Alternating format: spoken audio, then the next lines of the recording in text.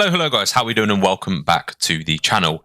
I've been fortunate enough this season to hit Iridescent, and there's a few tips within AR I've picked up along the way that I'm hoping to share with you guys, so hopefully you guys can get to Crimson or Iridescent yourself if you are an AR player. We're going to go through general tips and tricks that are going to cover all sort of game modes, and then we're going to go through sort of game mode specific tips, so hardpoint and then S&D, and then finish up on control. The gameplay we've got in the background is a 29 and 5 gameplay where I go absolutely huge on Control Invasion. It was a big map, and we used some of the techniques I'm about to go through in the gameplay you're seeing.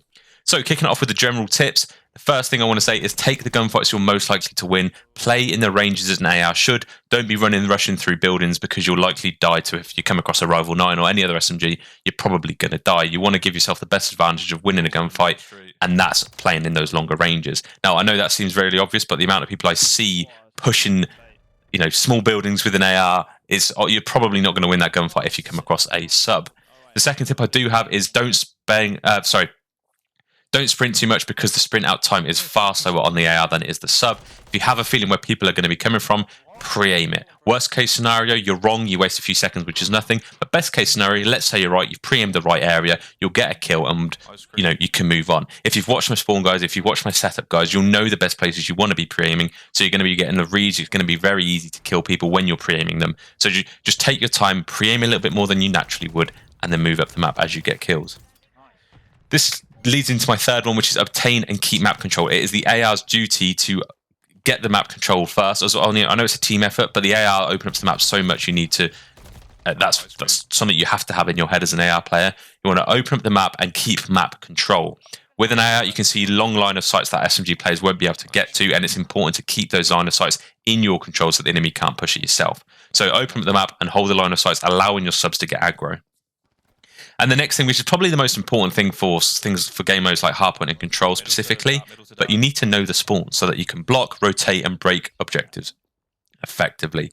If you don't know the spawns, obviously I do have a spawn guide down in the playlist down below, so feel free to check out that. It has a spawn guide of where you can block, rotate effectively, and all sorts down there, but you need to know the spawns to be a really effective AR player.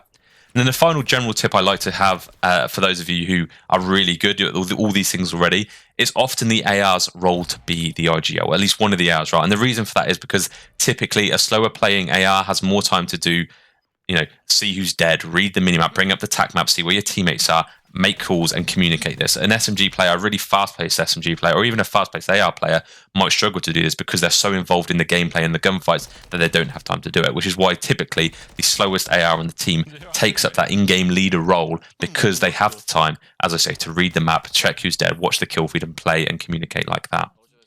Now we're going to be going into hardpoint specific tips here, and the first one I do have is that you need to play for spawns earlier and rotate to block the enemies at new.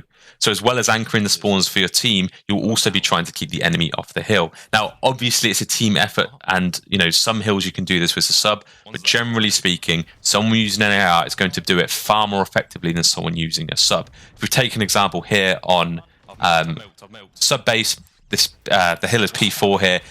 Someone sat at the back, this player where you can see all the arrows coming from, they're going to be blocking the back spawns, as well as looking down all the long line of sights. In order for them to be killed, an enemy's got to kill them at long range. Obviously, a submachine gunner back there is going to do less of an effective job, which is why it's more of the AR role. A similar thing with Skid Row P5.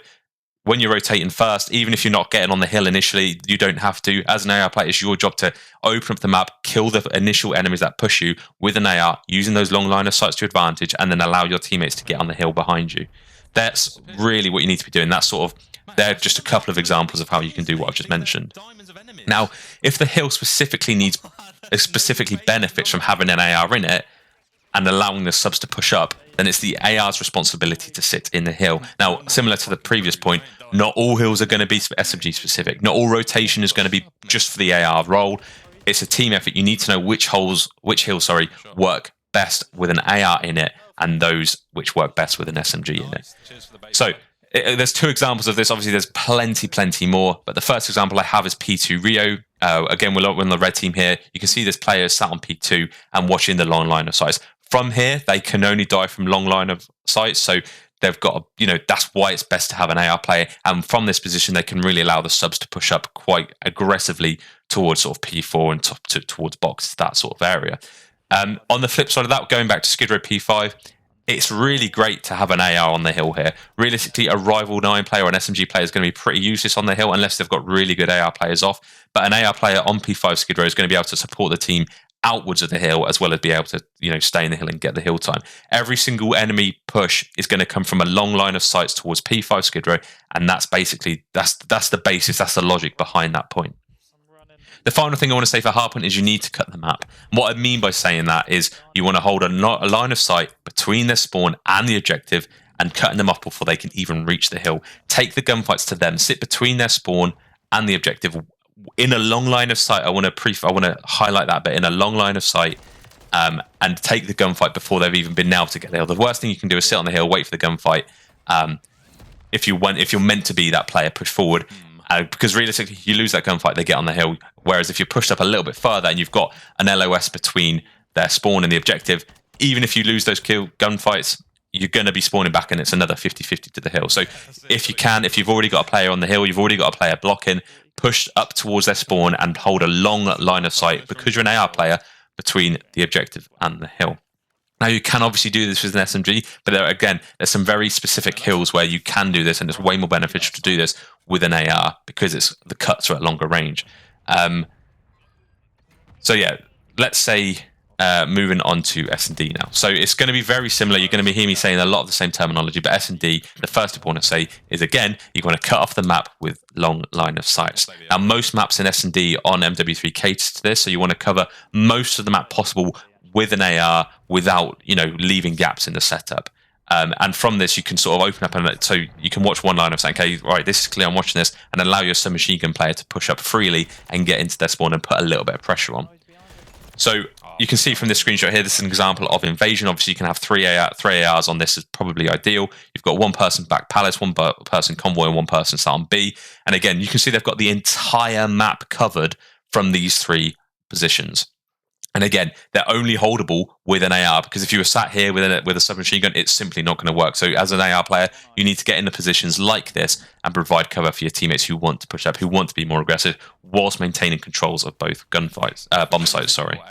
Next, I want to mention is that it's your job to support the plant. So a lot of the times, the submachine gunner does have the bomb because they can be a little bit more versatile. They can be a little more mobile, get into the bomb site themselves, and can get out of sticky situations a lot quicker because they've got that more mobility with the rival 9. So you want to support the bomb plant and hold in LOSs that allow the enemy to access the bomb once it gets down, get far away, and then hold the bomb from a position in which you can. Now, if you have a good team, have them plant the bomb for a line of sight that is far, far away, and your job then could be sitting in that LOS and check it every 7 seconds or so, sit and watch it from Narnia, and you could be in miles away as long as you're ensuring that the enemy team can't get to the bomb and access it and defuse it.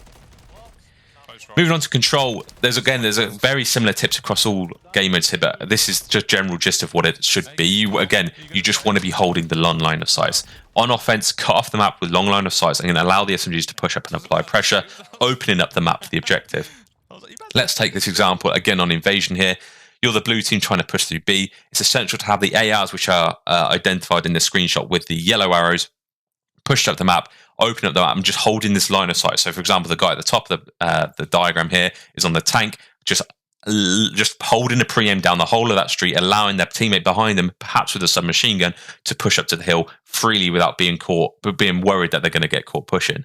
Similarly, they can play for a flank, which is what the bottom pair are doing. Again, you've got an AR watching over the middle, allowing the player next to them with a sub or an AR, doesn't really matter, to push up and get a little bit more aggro and maybe flank the B hill.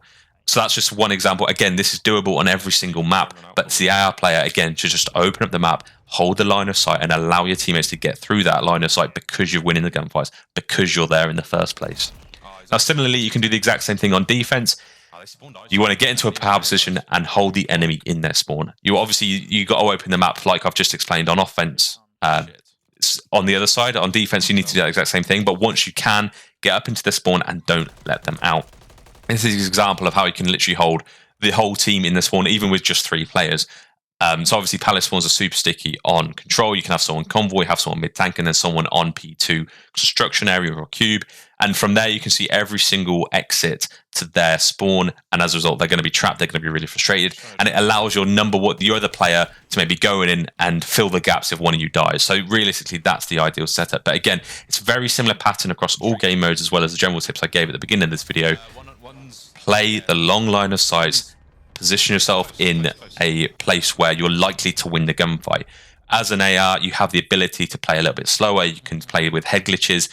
You want to give yourself the opportunity so that when you do come into a gunfight, you've got a 60% chance of winning rather than a 50. Reduce the 50-50 gunfights as much as you can and give yourself the biggest chance of winning. There are head glitches everywhere on the map. Sometimes it's just a case of laying down in the street behind some rubble.